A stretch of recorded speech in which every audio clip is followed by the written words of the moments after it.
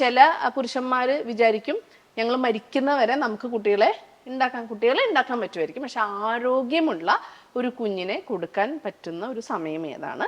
അമ്മയ്ക്ക് ഏതാ? Premium samples ഉണ്ട്. അതായത് അവർക്ക് ഇന്ന കളർ ഹെയർ ഉള്ളത് വേണം, ഇന്ന കളർ ഇത് വേണം, ഇത്ര പഠിത്തം ഉള്ളത് വേണം, ഈ റിലീജിയൻ വേണം, ഇതെല്ലാം സെലക്ട് ചെയ്യാം. ഈ എല്ലാവരുടെയും കൂടെ ഒരു സ്ഥലത്ത് റേസ് ചെയ്യുമ്പോൾ മാറിപ്പോവാനുള്ള ചാൻസ് ഉണ്ടോ എന്നൊരു ചെറിയ സംശയം. ഒരു അച്ഛനാകുക അമ്മയാവാന്ന് പറഞ്ഞാൽ അത്ര എളുപ്പമുള്ള പരിപാടിയല്ലല്ലോ. സ്വന്തം അപ്പനും അമ്മയും തന്നെ ആയിരിക്കും എന്നുള്ളൊരു പേടിയാണ് ഒരു 80% ആളുകളും. ഒരു കുഞ്ഞുണ്ടാവുക എന്നുള്ളൊരു സ്വപ്നം ഒരു കുടുംബത്തിന്റെ മുഴുവൻ പ്രതീക്ഷയുടെയും കാത്തിരിപ്പിന്റെയും സ്വപ്നങ്ങളുടെയും ആകെത്തുകയാണ്. ഒരുപാട് പേർക്ക് വളരെ സ്വാഭാവികമായിട്ട് ഒരുപാട് കാത്തിരിപ്പും കോംപ്ലിക്കേഷനും ഒന്നും ഇല്ലാതെ കുഞ്ഞുങ്ങളെ കിട്ടാറുണ്ട്. അത് ദൈവത്തിന്റെ ഏറ്റവും വലിയ അനുഗ്രഹവും ഭാഗ്യവുമാണെന്ന് ഞാൻ പറയും. നിങ്ങൾക്ക് കുറേ പേർക്കെങ്കിലും അറിയാം, എൻ്റെ മകൾക്ക് വേണ്ടി നീണ്ട 12 വർഷമാണ് ഞാൻ ആശുപത്രിയിൽ ഒരുപാട് വേദനകളിലൂടെ ചികിത്സകളിലൂടെ കടന്നുപോയത്. അതുകൊണ്ട് തന്നെ ഇങ്ങനെ ഒരു നോർമൽ രീതിയിൽ ഒരു കുഞ്ഞുണ്ടാകാത്തവരുടെ ഒരു വേദന മറ്റാരേക്കാൾ നന്നായിട്ട് എനിക്ക് മനസ്സിലാവും. അപ്പോൾ ഇന്ന് ഞാൻ വന്നിട്ടുള്ളത് സ്വാഭാവികമായിട്ടുള്ള രീതിയിൽ ഒരുപാട് പ്രശ്നങ്ങളുമായിട്ട് നോർമൽ രീതിയിൽ കുഞ്ഞുങ്ങൾ ഉണ്ടാവാത്തവർക്കുള്ള ഏറ്റവും അതിനൂതനമായിട്ടുള്ള ചികിത്സാ സമ്പ്രദായമായ IVF-നെ കുറിച്ച് വളരെ ഡീറ്റെയിൽ ആയിട്ട് സംസാരിക്കാനും നിങ്ങൾക്ക് അതിനെക്കുറിച്ചിട്ടുള്ള സാധാരണ ജനങ്ങൾക്ക് അതിനെക്കുറിച്ചിട്ടുള്ള സംശയങ്ങളെല്ലാം ക്ലാരിഫൈ ചെയ്ത് വളരെ കൃത്യമായിട്ടുള്ള ഒരു രീതിയിലേക്ക്, ഒരു തീരുമാനത്തിലേക്ക് കുഞ്ഞുണ്ടാവാൻ ആഗ്രഹിക്കുന്ന മാതാപിതാക്കളെ എത്തിക്കുക എന്നുള്ള ഒരു വളരെ വലിയൊരു കാര്യത്തിലേക്കാണ്. നിങ്ങൾ ഈ വീഡിയോ മുഴുവൻ കാണുക, നിങ്ങൾ പ്രിയപ്പെട്ടവർക്കും ആവശ്യക്കാർക്കും അയച്ചു കൊടുക്കുക, പരമാവധി ഷെയർ ചെയ്ത് ഒരുപാട് പേർക്ക് കുഞ്ഞെന്നുള്ളൊരു അമൂല്യമായിട്ടുള്ള നിധി ഓരോ കുടുംബത്തിലും ചെന്ന് ചേരാനുള്ള പ്രാർത്ഥനയിലും പരിശ്രമത്തിനും ബുദ്ധിപൂർവമായിട്ടുള്ള ഒരു തീരുമാനം എടുക്കാനും ഈ വീഡിയോ പരമാവധി മറ്റുള്ളവരിലേക്ക് ഷെയർ ചെയ്യുക. അവരുടെ ഒരു സ്നേഹമായി, തണലായിട്ട്, പ്രാർത്ഥനയായി കൂടെ നിൽക്കണം. IVF എന്ന ഏറ്റവും നൂതനമായിട്ടുള്ള ചികിത്സ ആഗ്രഹിക്കുന്നവർ കൂടെ അതിനെക്കുറിച്ചുള്ള പേടിയോ ആകുലതയോ അറിവില്ലായ്മയോ മൂലം ആ ഒരു ചികിത്സാ രീതിയിൽ നിന്നും മാറി നിൽക്കുന്നുണ്ട്. അപ്പോൾ സ്വാഭാവികമായിട്ടും നമുക്കതിനെക്കുറിച്ച് ഏറ്റവും സത്യസന്ധവും ഏറ്റവും വ്യക്തമായിട്ടുള്ള ഒരു അറിവ് നിങ്ങളിലേക്ക് എത്തിക്കാൻ ഞാൻ ആഗ്രഹിക്കുന്നു. അതുകൊണ്ട് തന്നെ ഏറ്റവും ജെനുവിനായിട്ടും ഏറ്റവും ആധികാരികമായിട്ടും അതിനെക്കുറിച്ച് സംസാരിക്കാൻ നമ്മൾ ഏറ്റവും പ്രിയങ്കരിയായ ഡോക്ടർ നിഷയുണ്ട്. ഡോക്ടർ നിഷ പെരിന്തൽമണ്ണയിലുള്ള കിംസ് അൽ ഷിഫയിലെ ഫെർട്ടിലിറ്റി ആൻഡ് IVF ക്ലിനിക്കിൻ്റെ മേധാവിയാണ്. അപ്പോൾ ഡോക്ടറോട് നമുക്കുണ്ടാവുന്ന, സാധാരണ വ്യക്തികൾക്കുണ്ടാവുന്ന എല്ലാവിധ സംശയങ്ങളും ചോദിക്കാം. നമുക്ക് സ്വാഗതം ചെയ്യാം ഏറ്റവും പ്രിയങ്കരിയായ ഡോക്ടർ നിഷ. ഈ IVF എന്താണ് യഥാർത്ഥത്തിൽ? IVF എന്ന് വെച്ച് കഴിഞ്ഞാൽ ഇൻ വിട്രോ ഫെർട്ടിലൈസേഷൻ എന്നാണ് പറയുന്നത്. അപ്പോൾ നോർമലി നമുക്കറിയാം അണ്ടവും ബീജവും ചേർന്നിട്ടാണ് പ്രഗ്നൻസി ആകുന്നത്. ആ ഹോൾ പ്രോസസ്സ് എന്താ, ഒരു സ്ത്രീയുടെ ബോഡിയിലാണ് നടക്കുന്നത് അല്ലേ. ആ പ്രോസസ്സ് നമ്മുടെ സ്ത്രീയുടെ ശരീരത്തിന് പുറത്ത് ഒരു ലാബിൽ വെച്ച് നടക്കുന്ന ആ പ്രോസസ്സിനെയാണ് നമ്മൾ IVF എന്ന് പറയുന്നത്. അപ്പോൾ IVF-ൽ എങ്ങനെയാണ് അത് ചെയ്യുന്നതെന്ന് നമുക്കൊന്ന് പറയാം. അപ്പോൾ സാധാരണയായി ഒരു സ്ത്രീക്ക് ഒരു അണ്ടമാണ് ഡെവലപ്പ് ചെയ്ത് വന്ന് ഓവുലേഷനായി ബീജമായിട്ട് ചേർന്ന് പ്രഗ്നൻസി ആകുന്നതെങ്കിൽ IVF-ൽ നമ്മൾ കൂടുതൽ അണ്ടങ്ങളെ ഉണ്ടാക്കിയെടുക്കും. അതുവഴി നമ്മൾ എന്ത് ചെയ്യുക, പ്രഗ്നൻസിയുടെ ചാൻസ് കൂട്ടുകയാണ് ചെയ്യുന്നത്. അതായത് സാധാരണ നമുക്ക് നോർമലി ബന്ധപ്പെട്ടാൽ ഒരു മാസത്തെ പ്രഗ്നൻസി ചാൻസ് വെറും 15% ഉള്ളത്. അതൊരു 50-60% കൂട്ടാനാണ് നമ്മൾ IVF ട്രീറ്റ്മെന്റ് ചെയ്യുന്നത്. അപ്പോൾ അതിനായിട്ട് നമ്മൾ ഓവറിയെ സ്റ്റിമുലേറ്റ് ചെയ്യാനായിട്ട് ഇഞ്ചക്ഷൻസ് തരും.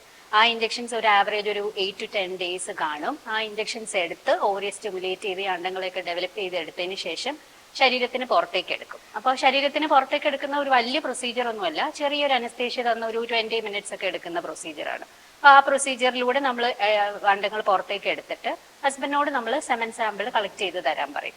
അതിൽ നിന്ന് സ്പേംസ് നമ്മൾ സെപ്പറേറ്റ് ചെയ്തെടുക്കും. ഇതിൽ നിന്ന് ഊസൈറ്റം സെപ്പറേറ്റ് ചെയ്തിട്ട് ലാബില് എംബ്രിയോളജിസ്റ്റ് ആണ് ബാക്കി പ്രോസസ്സ് ചെയ്യുന്നത്. അപ്പോൾ അത് ഒരു വലിയ മൈക്രോസ്കോപ്പിനടിയിൽ വെച്ചിട്ട് ഓരോ സ്പേമിനെയും ഓരോ ഊസൈറ്റിലേക്ക് ഇഞ്ചെക്ട് ചെയ്യുന്ന പ്രൊസീജിയറാണ് ICSI, ഇൻട്രാസൈറ്റോപ്ലാസ്മിക് സ്പേം ഇഞ്ചക്ഷൻ എന്ന് പറയും. അതിനുശേഷം നമ്മൾ ഇതിനെ വളർത്താനായിട്ട് ഇൻക്യുബേറ്ററിൽ വെക്കും. ഒരു 3 to 5 days വരെ വളർത്തി എംബ്രിയോ ആക്കിയതിന് ശേഷം നല്ല ക്വാളിറ്റി ഉള്ള എംബ്രിയോയെ നമ്മൾ യൂട്രസിലേക്ക് ട്രാൻസ്ഫർ ചെയ്യും. അപ്പോൾ ഇതാണ് ഇൻ ഷോർട്ട് ഒരു IVF ട്രീറ്റ്മെന്റ് എന്ന് പറയുന്നത്. അപ്പോൾ അതിന് യൂഷ്വലി അഡ്മിഷൻ ഒന്നും വേണ്ടി വരത്തില്ല. നമ്മൾ ഈ അണ്ടം എടുക്കുന്ന പ്രൊസീജിയർ ആണെങ്കിൽ പോലും രാവിലെ വന്ന് ചെയ്ത് ഒരു 3 to 4 hours അനസ്തേഷ്യയുടെ എഫക്ട് കഴിഞ്ഞ് വീട്ടിൽ പോകാവുന്നതേ ഉള്ളൂ. അപ്പോൾ അതിനായിട്ട് നമ്മൾ ഇങ്ങനെ ആശുപത്രിയിൽ അഡ്മിറ്റ് ആവേണ്ട കാര്യങ്ങളോ ഒന്നുമില്ല. ഈ പറഞ്ഞ പേടിക്കേണ്ട കാര്യങ്ങൾ ഈ IVF ട്രീറ്റ്മെന്റിൽ വലുതായിട്ട് ഇല്ല എന്നുള്ളത് തന്നെ നമ്മൾ മനസ്സിലാക്കണം. അപ്പൊ ഇതൊരു വേദനയില്ലാത്ത ഒരു പ്രൊസീജിയർ ആണെന്ന് ഇപ്പൊ തന്നെ മനസ്സിലായി, അത്രയും കോംപ്ലിക്കേറ്റഡ് അല്ല എന്ന് മനസ്സിലായി. ഒരു ഭ്രൂണമായിട്ടാണ് നമ്മൾ യൂട്രസിലേക്ക് കിടത്തി വിടുന്നത് മനസ്സിലായി. അങ്ങനെയാണെങ്കിൽ ഇത് ഇത്രയും എന്താ പറയാ സൂക്ഷിക്കേണ്ട പ്രിസൈസ് ആയിട്ടുള്ള ഒരു പരിപാടി ആയതുകൊണ്ട് നമ്മൾ ഈ ഒന്നിൽ കൂടുതൽ ഭ്രൂണത്തെ ഒരേ തവണ തന്നെ ഉണ്ടാക്കാറുണ്ടോ? അത് സൂക്ഷിച്ചു വെക്കാനുള്ള ഫെസിലിറ്റി ഉണ്ടോ? അതായത് ഇപ്പോൾ ഒരു തവണ ശരിയായില്ലെങ്കിലും പിന്നെ നമുക്ക് അതിൽ തന്നെ ട്രൈ ചെയ്യാനുള്ള ഒരു ഓപ്ഷൻ ഉണ്ടോ എന്നാണ് ഒരു സംശയം. ഓവറിയെ സ്റ്റിമുലേറ്റ് ചെയ്യുമ്പോൾ നമ്മുടെ ഉദ്ദേശം എന്ന് പറഞ്ഞാൽ ആവറേജ് 8 to 10 എക്സ് ഉണ്ടാക്കി എടുക്കാനാണ് ഉദ്ദേശിക്കുന്നത്. അപ്പോൾ നമ്മൾ ഇക്സി ചെയ്തെടുക്കുമ്പോഴത്തേക്കിനും 2 or 3 എംബ്രിയോസ് അല്ല, ചിലപ്പോൾ ചിലർക്ക് 10 എംബ്രിയോസ് വരെയും കാണാറുണ്ട്. അപ്പോൾ ഈ 10 എംബ്രിയോസിൽ നല്ല ക്വാളിറ്റി ഉള്ള എംബ്രിയോസ് മാത്രമേ നമ്മൾ ഫ്രീസ് ചെയ്ത് വെക്കുള്ളൂ. അപ്പോൾ അറ്റ് എ ടൈം നമുക്കിപ്പോൾ നിയമപ്രകാരം 1 or 2 എംബ്രിയോസ്, ബെസ്റ്റ് എംബ്രിയോ ആണെങ്കിൽ ഒന്ന് തന്നെ ഇടാവൂ എന്നുള്ളതാണ്, അല്ലെങ്കിൽ 1 or 2 എംബ്രിയോസ്. അത് തന്നെ നമ്മൾ ഏജിന് നോക്കിയിട്ടൊക്കെ ആയിരിക്കും. ഇപ്പൊ 35 years എബവ് ആണെങ്കിൽ ചിലപ്പോൾ 1 or 2 ആയിരിക്കും. വളരെ ഏജ് കുറവാണെന്നുണ്ടെങ്കിൽ നമ്മൾ അറ്റ്ലീസ്റ്റ് 1 എംബ്രിയോ ഒക്കെ ഇടാറുള്ളൂ. അപ്പോൾ നമ്മുടെ കയ്യിൽ കൂടുതൽ എംബ്രിയോസ് ഉണ്ട്. അപ്പൊ അങ്ങനെയുള്ള എംബ്രിയോസിനെ നമുക്ക് ഫ്രീസ് ചെയ്ത് വെക്കാൻ പറ്റും. ഫ്രീസ് ചെയ്ത് വെക്കുന്നതിന്റെ ഉദ്ദേശം എന്ന് വെച്ച് കഴിഞ്ഞാൽ ഈ ഇതിലൂടെ കടന്നു പോകുന്നത്, അതായത് ഈ ഓവറിയെ സ്റ്റിമുലേറ്റ് ചെയ്ത ഹോൾ പ്രോസസ്സ് നമുക്കിപ്പോൾ ഫസ്റ്റ് ഇതിൽ തന്നെ ആയില്ല എങ്കിൽ സെക്കൻഡ് ടൈം നമുക്കിത് ചെയ്യണ്ട. യൂട്രസിനെ പ്രിപ്പയർ ചെയ്ത് ഈ ഫ്രീസ് ചെയ്ത് വെച്ചിരിക്കുന്ന എംബ്രിയോസിനെ വാം ചെയ്ത് നമുക്കത് ട്രാൻസ്ഫർ ചെയ്യാം. അതുപോലെ തന്നെ ഇപ്പൊ ഫസ്റ്റ് നമുക്കൊരു പ്രഗ്നൻസി ആയി, ഇപ്പൊ സെക്കൻഡ് ബേബിക്ക് വേണ്ടി വേണമെങ്കിൽ പോലും നമുക്കിത് ഉപയോഗിക്കാം. പിന്നെ എംബ്രിയോസ് ഇത്ര നാളെ ഫ്രീസ് ചെയ്ത് വെക്കാവൂ എന്നുള്ളതൊന്നുമില്ല. ഈവൻ 20 years കഴിഞ്ഞിട്ട് ഈ എംബ്രിയോസ് വാം ചെയ്തെടുത്ത് ബേബി ആയ കേസസ് വരെ ഉണ്ട്. സാധാരണ ഇങ്ങനെ ഈ IVF ട്രീറ്റ്മെന്റ് എടുക്കുന്നവർക്ക് 2 കുട്ടികള് 3 കുട്ടികൾ, ചിലപ്പോ ചില കേസുകളിൽ 4 കുട്ടികളൊക്കെ കാണാറുണ്ട്. അതിപ്പോ ഈ ഡോക്ടർ പറയുന്ന പോലെ നമ്മൾ ക്രിട്ടിക്കൽ കേസ് ആയതുകൊണ്ട്, ക്രിട്ടിക്കൽ അല്ല, ഒരു പ്രഷ്യസ് കേസ് ആയതുകൊണ്ട് 2 3 ഒക്കെ നമ്മൾ ഭ്രൂണത്തെ കയറ്റി വിടുന്നത് കൊണ്ടാണോ? ഇനിയൊരു മണ്ടൻ സംശയം കൂടി ചോദിച്ചോട്ടെ.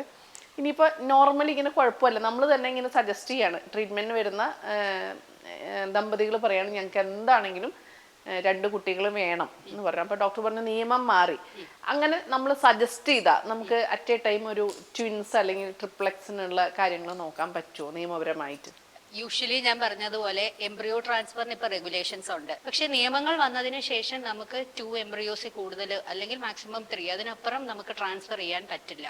ബെസ്റ്റ് ക്വാളിറ്റി, അതായത് day 5 വരെ വളർത്തിയ എംബ്രിയോ നമ്മൾ ബ്ലാസ്റ്റോസിസ്റ്റ് എന്ന് പറയും, അതാണ് ദ ബെസ്റ്റ് എന്ന് പറയുന്നത്. അങ്ങനെയുള്ള കേസുകളിലാണ് നമ്മൾ 1 എംബ്രിയോ ആണ് ട്രാൻസ്ഫർ ചെയ്യേണ്ടത്. അപ്പോൾ നമ്മൾ ഈ 2 എംബ്രിയോസും ട്രാൻസ്ഫർ ചെയ്യുന്ന കേസുകളിൽ ഇത് രണ്ടും നല്ല ക്വാളിറ്റിയാണ്, യൂട്രസും നല്ലതാണെങ്കിൽ രണ്ടും പിടിക്കാൻ സാധ്യതകളുണ്ട് എന്നുള്ളതാണ്. നമ്മൾ ഈ 2 എണ്ണം ട്രാൻസ്ഫർ ചെയ്യുന്നത് ഒരെണ്ണമെങ്കിലും ഇംപ്ലാന്റ് ചെയ്യട്ടെ എന്ന് ഉദ്ദേശിച്ചിട്ടാണ്. പക്ഷെ ചില കേസുകളിൽ 2ഉം ഇംപ്ലാന്റ് ചെയ്യാം. പ്രീവിയസ്ലി ഈ പറഞ്ഞ കണക്ക് 3 എംബ്രിയോസ് ട്രാൻസ്ഫർ ചെയ്യുമ്പോഴും 3 ട്രിപ്ലെറ്റ്സിലേക്കൊക്കെ പോകുന്നത്. പിന്നെ വളരെ റെയർ ആയിട്ട് ചിലപ്പോൾ എംബ്രിയോസ് ഉള്ളിൽ ചെന്നിട്ട് ഡിവൈഡ് ചെയ്യുന്ന കേസുകളും കാണാറുണ്ട്. അതുപോലെ തന്നെ ഏജ് കട്ട് ഓഫ്, നമ്മൾ 70 വയസ്സിലും 60 വയസ്സിലും ഒക്കെ പ്രഗ്നൻസീസ് ആവുന്നത് കാണുന്നുണ്ട്. പക്ഷേ ആ 70 വയസ്സിലോ 60 വയസ്സിലോ പ്രഗ്നൻസി ആയി അവർക്ക് കുറച്ച് നാളുകൾക്ക് ജീവിച്ചതിന് ശേഷം അവർ മരിച്ചുപോയ കുഞ്ഞുങ്ങള് ഒറ്റയ്ക്കാവുകയാണ് ചെയ്യുന്നത്. അപ്പോൾ ഇപ്പോൾ നിയമപ്രകാരം ഫീമെയിൽസിന് 50 yearsഉം മെയിൽസിന് 55 yearsഉം ആണ് cut off for IVF treatment ചെയ്യാനുള്ളത്. ഇതുമായിട്ട് ബന്ധമില്ലാത്തൊരു സംശയം ചോദിച്ചോട്ടെ. ഇപ്പൊ 2 or 3 കുഞ്ഞുങ്ങൾ വയറ്റിൽ വളരുന്നുണ്ട്. അപ്പൊ എന്തെങ്കിലും ദൗർഭാഗ്യം കൊണ്ട് അതിൽ ഒരു കുഞ്ഞ് മരിച്ചു പോയാൽ മറ്റു കുഞ്ഞുങ്ങളുടെ അവസ്ഥ എന്താണ്? അത് അവരെ ബാധിക്കുമോ? ഈ കുഞ്ഞ് ഡെഡായി കിടക്കുന്നതുകൊണ്ട് ഇൻഫെക്ഷനോ അങ്ങനെ എന്തെങ്കിലും? ഇൻഫെക്ഷൻ ഒന്നും വരുന്നില്ല. ഇപ്പൊ ഫസ്റ്റ് 3 monthsലാണെങ്കിൽ ഇഷ്യൂസുകളില്ല, അതിനെ വാനിഷിംഗ് ട്വിൻ എന്നും പറഞ്ഞ് അതങ്ങ് ഡിസപ്പിയർ ചെയ്ത് പോകും. പക്ഷേ ഒരു 5th month ഒക്കെ കഴിയുമ്പോഴത്തേക്കിനെന്ന് പറഞ്ഞു കഴിഞ്ഞാൽ നമ്മൾ ബ്ലഡ് ഫ്ലോ മറ്റവരിലേക്ക് ഇൻഫെക്ഷൻ വരാനുള്ള സാധ്യത കുറവാണ്. മറ്റവരിലേക്കുള്ള ബ്ലഡ് ഫ്ലോ എഫക്റ്റഡ് ആവുന്നുണ്ടോ എന്ന് നമുക്ക് നോക്കേണ്ടി വരും. ഡോക്ടർ, അപ്പൊ ശരിക്കും ഈ IVFന് വിധേയരാകേണ്ടത് ആരാണ്? ഒരു കപ്പിള് ആക്ച്വലി 1 year ഒരുമിച്ച് താമസിച്ച് അവര് സെക്ഷൽ ഇന്റർകോഴ്സ് റെഗുലർ ആയിട്ട് ചെയ്തിട്ട് പ്രഗ്നൻസി ആയില്ല എങ്കിലാണ് നമ്മൾ ഒരു ഇൻഫെർട്ടിലിറ്റി ട്രീറ്റ്മെന്റിലേക്ക് തന്നെ കടക്കേണ്ടത്. പക്ഷെ ചില കേസസുകളുണ്ട് നമ്മൾ നേരത്തെ കാണേണ്ടത്. ഇവർക്ക് എന്തെങ്കിലും ഇഷ്യൂസുകളുണ്ടോ, അതായത് പീരീഡ്സ് ഇറഗുലാരിറ്റി ഉണ്ടോ, PCOD, എൻഡോമെട്രിയോസിസ്, ഫൈബ്രോയിഡ്സ്, യൂട്രസ്, അങ്ങനെ എന്തെങ്കിലും ഇഷ്യൂസുകൾ ഉണ്ടോ എന്ന് നോക്കുക. അതുപോലെ തന്നെ ഇമ്പോർട്ടൻ്റ് ആണ് ഹസ്ബൻഡിൻ്റെ സെമൻ അനാലിസിസ് എന്ന് പറയുന്നത്. ഇതിൽ ഇനിഷ്യലി നമ്മൾ ചെയ്യുന്നത് ഓവുലേഷൻ ഇൻഡക്ഷൻ എന്ന് പറഞ്ഞ ട്രീറ്റ്മെൻറ്റ്. അതിലായില്ല എങ്കിൽ നമ്മൾ IUI പോലത്തെ ചെറിയ ട്രീറ്റ്മെൻ്റ് ഉണ്ട്, ട്യൂബൽ ഇവാലുവേഷൻ ഉണ്ട്. അപ്പോൾ ഇതിലൊന്നും ആയില്ല എങ്കിലാണ് യൂഷ്വലി ലാസ്റ്റ് നമ്മൾ IVF ട്രീറ്റ്മെൻറ്റിലേക്ക് കടക്കുന്നത്. പക്ഷേ ചില കേസുകളിൽ നമുക്ക് ചിലപ്പോൾ ആദ്യം തന്നെയൊക്കെ IVF ട്രീറ്റ്മെൻറ്റ് നേരത്തെ സജസ്റ്റ് ചെയ്യേണ്ടി വരും. അങ്ങനെയുള്ള കേസ് എന്ന് വെച്ച് കഴിഞ്ഞാൽ ഫീമെയിൽ ഏജ് കൂടിയത്, അതായത് ഇപ്പോൾ 35 ഇയേഴ്സ് കഴിഞ്ഞവർക്ക് എന്ന് പറഞ്ഞു കഴിഞ്ഞാൽ ഒരു ഷാർപ്പ് ഡിക്ലൈൻ ഇൻ ഫെർട്ടിലിറ്റി എന്നാണ് പറയുന്നത്. ഇപ്പോൾ 35 ഇയേഴ്സ് ഉള്ള ഒരാൾക്ക് നമുക്ക് ഈ 1 ഇയർക്ക് ട്രൈയിങ് ടൈം പോലും കൊടുക്കാൻ പറ്റില്ല. 6 മന്ത്സ് നിങ്ങൾ ട്രൈ ചെയ്ത് നോക്കി ആയില്ല എങ്കിൽ നമുക്ക് അടുത്തതിലേക്ക് കടക്കേണ്ടി വരും. പിന്നെ ശരിക്കുള്ള ഇൻഡിക്കേഷൻ എന്ന് പറഞ്ഞു കഴിഞ്ഞാൽ 2 ട്യൂബും ബ്ലോക്ക് ആയിട്ടുള്ളവർ, ഓവറിയിൽ നിന്ന് ഓവം വരുന്നതും ഈ താഴെ നിന്ന് വെജൈനയിൽ നിന്ന് യൂട്രസിലേക്ക് എത്തുന്ന സ്പേമും ആക്ച്വലി മീറ്റ് ചെയ്യുന്നത് ഈ ട്യൂബ്സിൽ വെച്ചിട്ടാണ്. അപ്പൊ ട്യൂബൽ ബ്ലോക്ക് വരുമ്പം നോർമലി ഈ ഓവും സ്പേമും തമ്മിൽ മീറ്റ് ചെയ്യാൻ പറ്റില്ല. അങ്ങനെയുള്ള കേസുകളിൽ നമുക്ക് IVF ട്രീറ്റ്മെന്റ് മാത്രമേ പറ്റുള്ളൂ.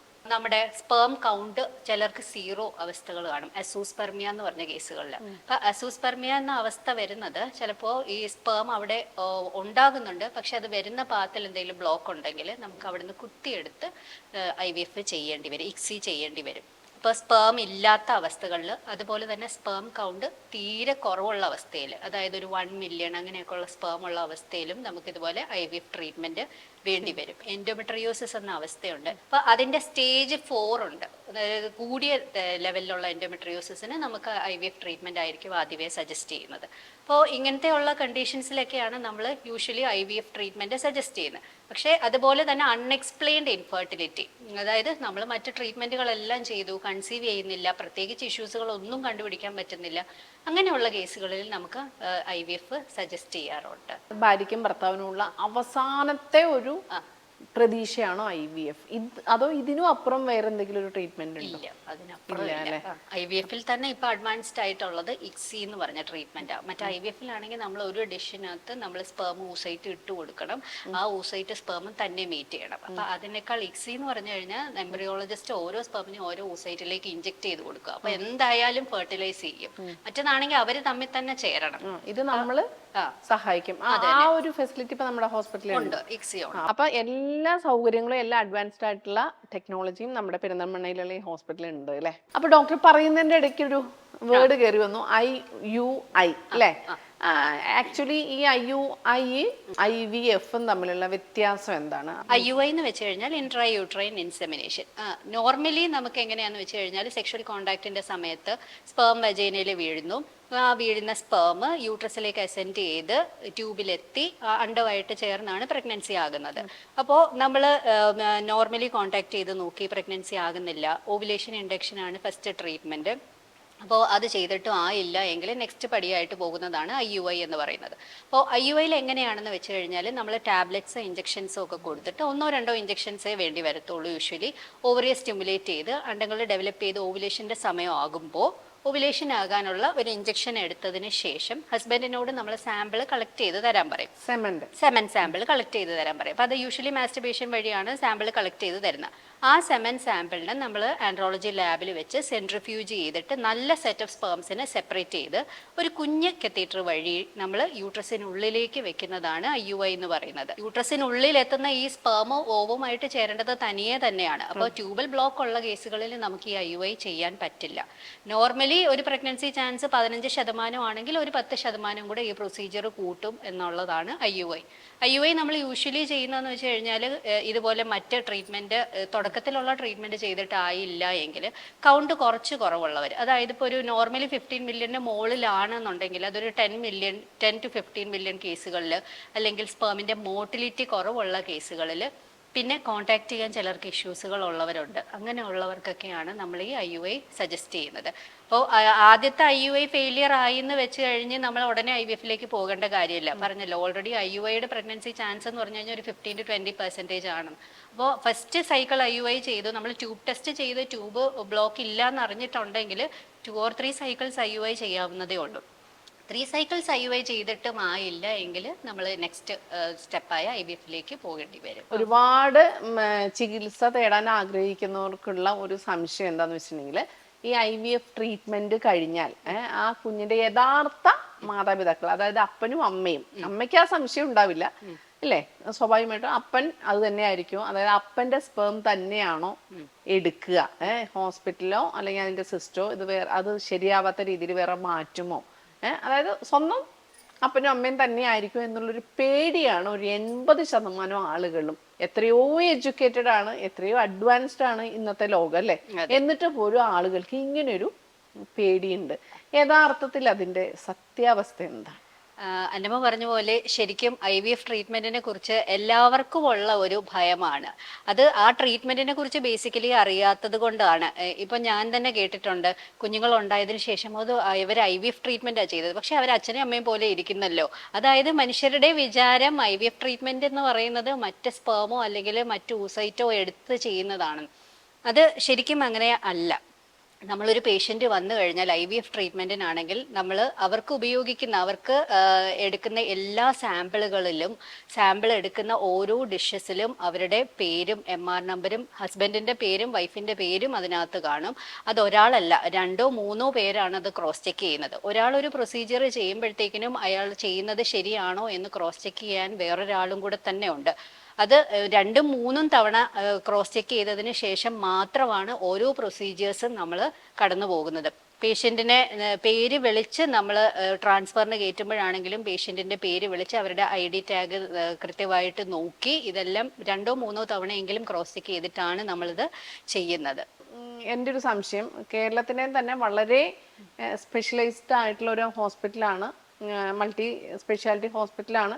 പ്രത്യേകിച്ചും ഡോക്ടറിന്റെ നേതൃത്വത്തിലുള്ള ടീം അത്രയും സക്സസ് റേറ്റ് കൂടുതലാണ്. അപ്പോൾ കേരളത്തിലെ തന്നെ എല്ലാ ജില്ലകളിൽ നിന്നും ഇവിടെ ട്രീറ്റ്മെന്റിന് ആളുകൾ വരുന്നുണ്ട്. അപ്പൊ സ്വാഭാവികമായിട്ടും ഒരു കുഞ്ഞിന് വേണ്ടിയല്ല വരുന്ന 2 or 3 കുഞ്ഞുങ്ങൾ. അപ്പൊ എല്ലാവരുടെയും ഇതുപോലെ ഫ്രീസ് ചെയ്ത് വെക്കാൻ അവർ ആഗ്രഹിക്കുന്നുണ്ട്. അപ്പൊ ഈ എല്ലാവരുടെയും കൂടെ ഒരു സ്ഥലത്ത് ഫ്രീസ് ചെയ്യുമ്പോൾ മാറിപ്പോവാനുള്ള ചാൻസ് ഉണ്ടോ എന്നൊരു ചെറിയ സംശയം. നമ്മള് ഫ്രീസ് ചെയ്ത് വെക്കുക എന്ന് ഉദ്ദേശിക്കുന്നത് ഒരു ഫ്രീസറിൽ കയറ്റി വെക്കുക അത് തന്നെ. നമ്മള് ക്രയോ ക്യാനുകളുണ്ട്, ലിക്വിഡ് നൈട്രജൻ ഫില്ല് ചെയ്ത ക്രയോ ക്യാനുകളിലാണ് നമ്മളിത് ഫ്രീസ് ചെയ്ത് വെക്കുന്നത്. അപ്പോൾ ആ ഫ്രീസ് ചെയ്ത് വെക്കുന്നത് ഓരോ കെയിനുകളിലാണ് നമ്മളത് ചെയ്ത് വെക്കുന്നത്, എംബ്രിയോസിനെ സ്റ്റോർ ചെയ്ത് വെക്കുന്നത്. അപ്പൊ ഈ കെയിനുകളിൽ നമ്മൾ പേഷ്യന്റിന്റെ പേരും ഏജും MR നമ്പരും എല്ലാം എഴുതി ആണ് നമ്മൾ നോക്കുന്നത്. അപ്പോൾ അതുപോലെ തന്നെ അത് ഐഡന്റിഫൈ ചെയ്യാൻ പുറത്താണെങ്കിലും നമ്മൾ അത് മാർക്ക് ചെയ്ത് വെക്കും. അപ്പോൾ കൃത്യമായിട്ട് നോക്കി ഈവൻ എംബ്രിയോ ഡീറ്റെയിൽസ് വരെ അതിനകത്ത് എഴുതിയേക്കും, എത്ര എംബ്രിയോസ് ആണുള്ളത്, എന്ത് ക്വാളിറ്റി എംബ്രിയോസ് ആണെന്നൊക്കെ ഉള്ളത്. അപ്പൊ അത് കൃത്യമായി നോക്കി, ഞാൻ ഈ പറഞ്ഞതുപോലെ ഒരാളല്ല 2 or 3 പേരും കൂടെ നിന്ന് ക്രോസ് ചെക്ക് ചെയ്തിട്ടാണ് നമ്മൾ ഈ എംബ്രിയോസിനെ എടുത്ത് ബോം ചെയ്ത് ട്രാൻസ്ഫർ ചെയ്യുന്നത്. നമ്മളൊരു കുഞ്ഞിനെയാണ് നൽകുന്നത് അല്ലേ, അപ്പോൾ അത്രയും റെസ്പോൺസിബിൾ ആയിട്ട് വേണം നമ്മൾ കാര്യങ്ങൾ ചെയ്യാനായിട്ട്. അത് കുറച്ചും കൂടെ ഒരു എന്താ പറയാ നിയമപരമായിട്ട് പറഞ്ഞിട്ടുണ്ടെങ്കിൽ, ഇപ്പൊ വെറുതെ ഒരു അപ്ലിക്കേഷൻ കൊടുത്ത് നിസ്സാരമായ ഒരു ഫീസ് കെട്ടിയാൽ ഒരു കുഞ്ഞിന്റെ DNA അല്ലേ നോക്കിയാൽ കുഞ്ഞിന്റെ അച്ഛനും അമ്മയും ഒറിജിനൽ ആണോ എന്ന് അറിയാനുള്ള ഫെസിലിറ്റി ഇന്ന് ആർക്കും ഉണ്ട്. ഏറ്റവും സിമ്പിൾ ആണ്. ഇതിലാരും അങ്ങനെ എന്തെങ്കിലും ഒരു മണ്ടത്തരം ചെയ്തിട്ടുണ്ടെങ്കിൽ കുടുങ്ങുക ആരാണ്? എന്നേക്കുമായി ആ ഹോസ്പിറ്റല് തന്നെ അടച്ചു പൂട്ടുന്ന ഒരു രീതിയിലുള്ള ആരും അങ്ങനെ ചെയ്യില്ല എന്നുള്ളൊരു ലോജിക്ക് വെച്ചാൽ ഞാൻ പറഞ്ഞ ആദ്യം തന്നെ ഞാൻ ചോദിച്ച ചോദ്യം എനിക്ക് വേണ്ടിയല്ല, പക്ഷെ നമുക്ക് ആളുകളെ നമുക്ക് ഒരിക്കലും നമുക്ക് കുറ്റം പറയാൻ പറ്റില്ല. ട്രീറ്റ്മെന്റിന് തയ്യാറാകുമ്പം ഇങ്ങനെയുള്ള സംശയങ്ങൾ കൂടാതെ സ്ത്രീകൾക്കൊരു പേടിയുണ്ടാവും, ഇത് വലിയ വേദന കാരണം കുറെ ട്യൂബ് എടുക്കുന്നു അത് ഇതെന്നൊക്കെ നമ്മൾ കുറെ ടെക്നിക്കൽ ടേം പറയുന്നുണ്ടല്ലോ. പക്ഷെ അതിനേക്കാളൊക്കെ സിമ്പിൾ ആയിട്ട് ഡോക്ടറിന് പറയാൻ പറ്റില്ലേ, ഇത് എന്തെങ്കിലും കോംപ്ലിക്കേഷൻസ് ഉള്ളതാണോ ഈ ട്രീറ്റ്മെന്റ്, വേദന ഉള്ളതാണോ ഈ ട്രീറ്റ്മെന്റ്, അതൊന്നും പറയാൻ പറ്റും. IVF ട്രീറ്റ്മെന്റ് എന്ന് കേൾക്കുമ്പോൾ ഈ പറഞ്ഞ കണക്ക് എല്ലാവർക്കും ഒരു ഭയമാണ്. ഇതെല്ലാം എടുത്ത് പുറത്ത് വെച്ച് ചെയ്യുന്ന ഒരു പ്രൊസീജിയറാണ്, ഇതിൽ കുറെ ഇഞ്ചെക്ഷൻസ് ഉണ്ടല്ലോ എന്നൊക്കെ ഉള്ളത്. നമ്മൾ ഇഞ്ചെക്ഷൻസ് എടുക്കുന്ന കാര്യം പറഞ്ഞില്ലേ, അപ്പോൾ ഇനിഷ്യലി ഒരു 5 days ഇഞ്ചെക്ഷൻസിൽ എന്ന് പറയുമ്പോൾ വലിയ ബുദ്ധിമുട്ടുകൾ ആളുകൾക്ക് വരാറില്ല. 5 days ഇഞ്ചെക്ഷൻസ് നമ്മൾ നൽകുന്ന ഹോർമോണൽ ഇഞ്ചെക്ഷൻസ് ആണ്. ഇഞ്ചെക്ഷൻസ് എടുത്ത് യൂഷ്വലി ഒരു 5 days ഒക്കെ കഴിയുമ്പോഴത്തേക്കിനും പതുക്കെ നമ്മുടെ ഓവറിയിൽ അണ്ടങ്ങൾ വന്ന് തുടങ്ങുമ്പോഴത്തേക്കിനും ഓവറി എൻലാർജ് ചെയ്യാൻ തുടങ്ങും. അപ്പോൾ ചെറിയ ഡിസ്കംഫർട്ടായ ഒരു വയറ് വീർക്കുന്നത് പോലെ, വയറിനൊരു വേദന, ചെറിയൊരു നോസിയ, ചെറിയ വോമിറ്റിങ്, മൂഡ് ചേഞ്ചസ്, ചിലർക്ക് ഹെഡേക്ക്, ഇതൊക്കെയാണ് യൂഷ്വലി വരുന്നത്. പിക്കപ്പ് എന്ന് പറയുന്ന പ്രൊസീജിയർ യൂഷ്വലി ഞാൻ പറഞ്ഞില്ല ഒരു 20 minutes ഒക്കെ എടുക്കുന്ന പ്രൊസീജിയർ ആണ്. അതും വലിയ വേദനയുള്ള പ്രൊസീജിയർ ഒന്നുമല്ല, അത് അണ്ടർ അനസ്തേഷ്യയാണ്, അതുകൊണ്ട് തന്നെ പേഷ്യന്റ് അറിയുകയില്ല. പോസ്റ്റ് പിക്കപ്പ് കഴിഞ്ഞ് നമ്മൾ യൂഷ്വലി 3 ഡേയ്സ് കഴിഞ്ഞാണ് ഫ്രഷ് ആയിട്ട് എംബ്രിയോ ഇടുന്നെന്ന് പറയുന്നത്. ഫ്രഷ് ആയിട്ട് ട്രാൻസ്ഫർ ചെയ്തില്ല എങ്കിൽ നമ്മൾ 1 വീക്ക് കഴിയുമ്പോൾ പീരീഡ്സ് ആകും. അപ്പോൾ ആ 1 വീക്കിൽ പേഷ്യൻറ്റിന് ഈ ഓവറി ചുരുങ്ങി വരുമ്പോഴത്തേക്കിനുള്ള വയറിനുള്ള ചെറിയ വേദന, ഗ്യാസിന്റെ ബുദ്ധിമുട്ട്, കോൺസ്റ്റിപ്പേഷൻ ഇതൊക്കെ ആയിരിക്കും കാണുന്നത്.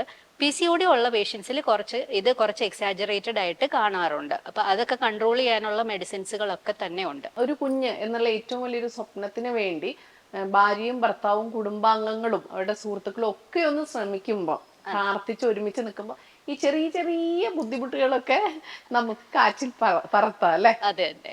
ഡോക്ടർ ഇപ്പൊ ഏകദേശം കാണുന്നവർക്ക് സംശയങ്ങളും പേടിയും ആകുലതകളും ഒക്കെ തീർന്നിട്ടുണ്ട്. അപ്പൊ പിന്നെ ഇനി എനിക്ക് ചോദിക്കാനുള്ളത്, നമ്മൾ ഇത്രയും ആഗ്രഹിച്ച് കാശ് മുടക്കി ശരീരവും മനസ്സും തയ്യാറാക്കി നമ്മളൊരു ട്രീറ്റ്മെന്റ് ചെയ്യുകയാണല്ലോ, ഇതിന്റെ വിജയ സാധ്യത എത്ര മാത്രമാണ്? നോർമലി ഒരു IVFന്റെ മാക്സിമം സക്സസ് റേറ്റ് എന്ന് പറയുന്നത് 50-60%. അത് വേൾഡിൽ എവിടെ ചെയ്താലും 50-60% ആണ്. സയൻസ് അതുവരെയാണ് അഡ്വാൻസ് ചെയ്തേക്കുന്നത്. അപ്പോൾ ആ 50-60% എന്ന് പറയുന്നത് ഒരുപാട് ഫാക്ടേഴ്സിനെ ഡിപ്പെൻഡ് ചെയ്തിരിക്കും. എല്ലാ പേഷ്യൻസിനും ഈ 50-60% കിട്ടില്ല. ഓരോ പേഷ്യൻസിനും അത് വ്യത്യാസമായിരിക്കും. ബേസിക്കലി ആ അണ്ടത്തിന്റെ ക്വാളിറ്റി, ബീജത്തിന്റെ ക്വാളിറ്റി, ഫോം ചെയ്ത് വരുന്ന എംബ്രിയോയുടെ ക്വാളിറ്റി, അത് ട്രാൻസ്ഫർ ചെയ്യുന്ന യൂട്രസിലെ എൻവയോൺമെന്റ്, ഇതെല്ലാം ഡിപ്പെൻഡ് ചെയ്തിട്ടാണ് സക്സസ് റേറ്റ് എന്ന് പറയുന്നത്. ഏജ് കൂടുന്തോറും സക്സസ് റേറ്റ് കുറയും. മറ്റ് അസുഖങ്ങളിലേക്ക് എൻഡോമെട്രിയോസിസ് ഉള്ളവർക്ക്, അഡിനോമയോസിസ് ഉള്ളവർക്ക്, സ്പേമിന്റെ ക്വാളിറ്റി തീരെ മോശമായിട്ടുള്ളവർക്ക്, എംബ്രിയോയുടെ ക്വാളിറ്റി തീരെ മോശമുള്ള കേസുകളിൽ ഇതിലെല്ലാം സക്സസ് റേറ്റ് കുറവായിരിക്കും. അപ്പോൾ ഓരോ പേഷ്യൻറ്റിനെയും നമ്മൾ IVF ട്രീറ്റ്മെന്റിന് പ്രിപ്പയർ ചെയ്യുമ്പോഴത്തേക്കിനും അവരോട് ട്രീറ്റ്മെന്റിനെ കുറിച്ച് ഡീറ്റെയിൽഡ് ആയിട്ട് കൗൺസിൽ ചെയ്യുന്നതിനോടൊപ്പം അവർക്ക് എത്ര സക്സസ് കിട്ടാൻ സാധ്യതയുണ്ടെന്നുള്ളത് അവരുടെ എല്ലാ ഫാക്ടേഴ്സും അസസ് ചെയ്ത് അവർക്ക് പറഞ്ഞു കൊടുക്കും. ഇപ്പൊ ഡോക്ടർ പറഞ്ഞതിൽ നിന്നും എനിക്ക് 2 സംശയങ്ങൾ വന്നു. ഒന്ന്, ഡോക്ടർ പറഞ്ഞു സ്പേമിന്റെ ക്വാളിറ്റി കുറവ് എന്ന് പറഞ്ഞു. പക്ഷെ 0 കൗണ്ടുള്ള ഒരാൾക്ക് ചെയ്യാതിരിക്കാൻ നിവൃത്തിയില്ലല്ലോ. അങ്ങനെയുള്ള കേസസ് വരാറുണ്ടോ? അങ്ങനെയുള്ള കേസസ് വരുമ്പോൾ എന്താണ് ചെയ്യുന്നത്? ഓക്കെ, നമ്മൾ 0 കൗണ്ടുള്ള അവസ്ഥയെ നമ്മൾ അസൂസ്പെർമിയ എന്ന് പറയുന്നത്. അപ്പൊ അസൂസ്പെർമിയ 2 തരത്തിലാകാം. ഒന്ന്, ഈ പറഞ്ഞ കണക്ക് ടെസ്റ്റിസിൽ സ്പേംസ് ഉണ്ടാകുന്നു, പക്ഷെ അത് പുറത്തേക്ക് വരുന്നില്ല. അതായത് അതിന്റെ പാത്തിൽ ബ്ലോക്ക് ആണ്. അപ്പൊ ബ്ലോക്ക് ഉണ്ടെങ്കിൽ എന്താ ചെയ്യുക? നമ്മൾ ആ ടെസ്റ്റിസിൽ നിന്ന് സ്പേംസിന് നമ്മൾ കുത്തിയെടുക്കുക. അങ്ങനെ ആസ്പിറേറ്റ് ചെയ്തെടുക്കുന്ന സ്പേംസിന് നമ്മൾ അത് വെച്ച് ICSI ട്രീറ്റ്മെന്റ് ആണ് ചെയ്യുക. ഇപ്പൊ സ്പേംസ് ബ്ലോക്ക് കാരണം പുറത്തേക്ക് വരാത്ത അവസ്ഥകളിൽ നമ്മൾ ഇങ്ങനെയാണ് ട്രീറ്റ്മെന്റ് ചെയ്യുന്നത്.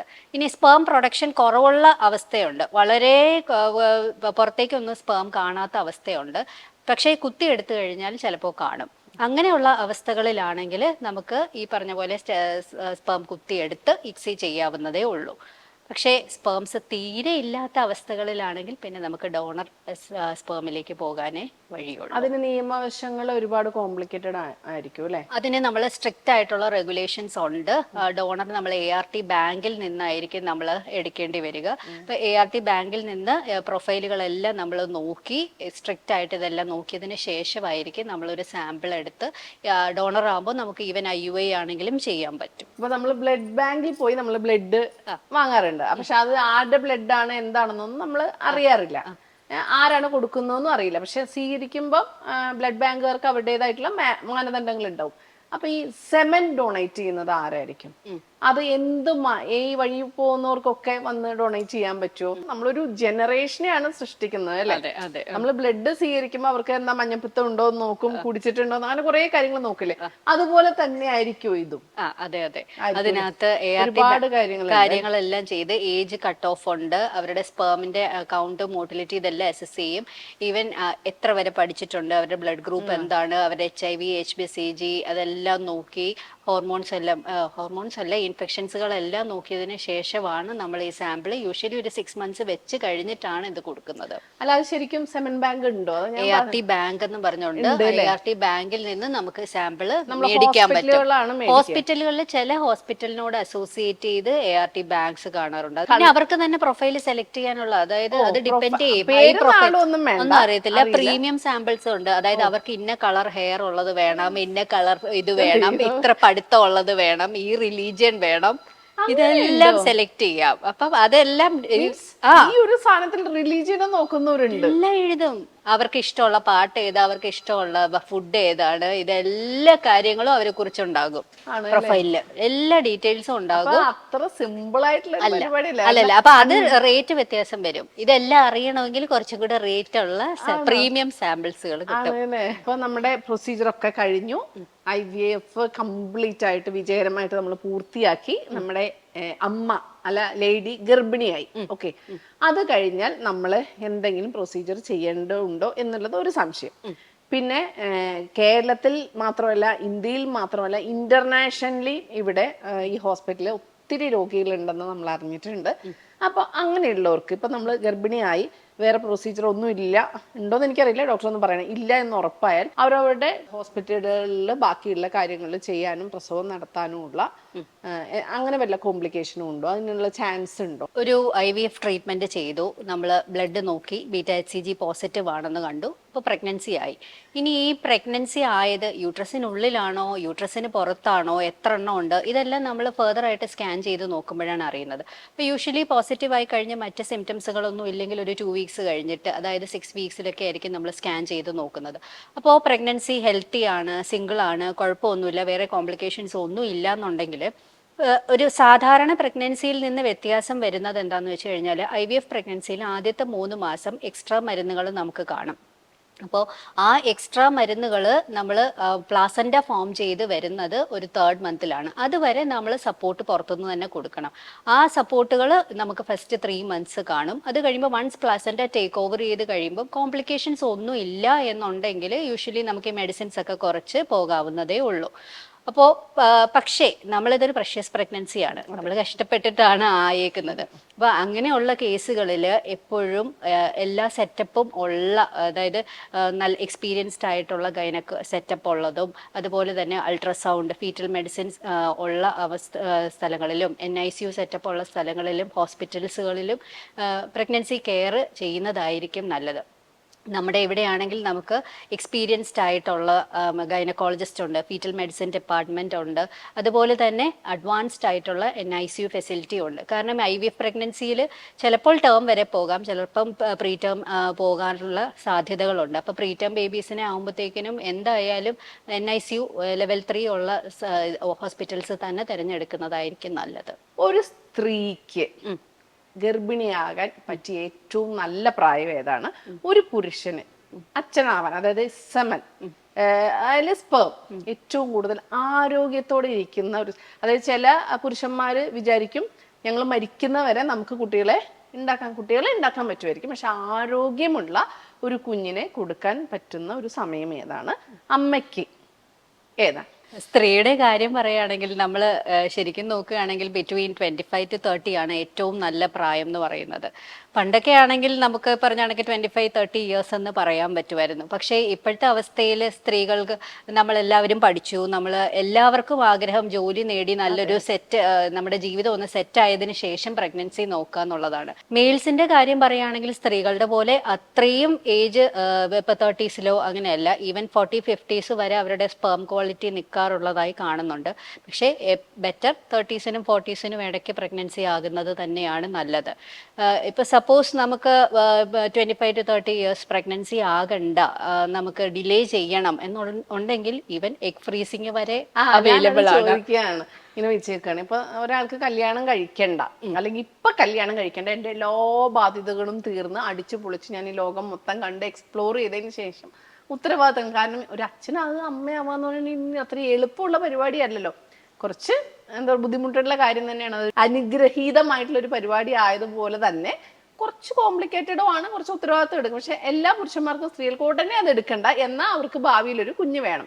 പക്ഷെ ഡോക്ടർ പറഞ്ഞ ഈ ഒരു പോയിന്റ് വെച്ച് നോക്കുമ്പം അവിടെ ഏറ്റവും ആരോഗ്യമുള്ള സമയത്ത് ഈ പരിപാടികളൊക്കെ ചെയ്ത് ഫ്രീസ് ചെയ്ത് വെച്ചാൽ സേഫ് ആണല്ലോ. സേഫ് ആണ്. എഗ് ഫ്രീസിങ് നമുക്ക് നേരത്തെ ചെയ്ത് വെക്കാം. അതുപോലെ തന്നെ എൻഡോമെട്രിയോസിസ് പോലുള്ള അവസ്ഥകളിൽ, ക്യാൻസർ ട്രീറ്റ്മെന്റ് എടുക്കുന്ന അവസ്ഥകളിൽ, ക്യാൻസർ ട്രീറ്റ്മെന്റ് ചെയ്യുമ്പോഴത്തേക്കിന് നമ്മുടെ എഗിന്റെ ക്വാളിറ്റി, സ്പേമിന്റെ ക്വാളിറ്റി എല്ലാം കുറയും.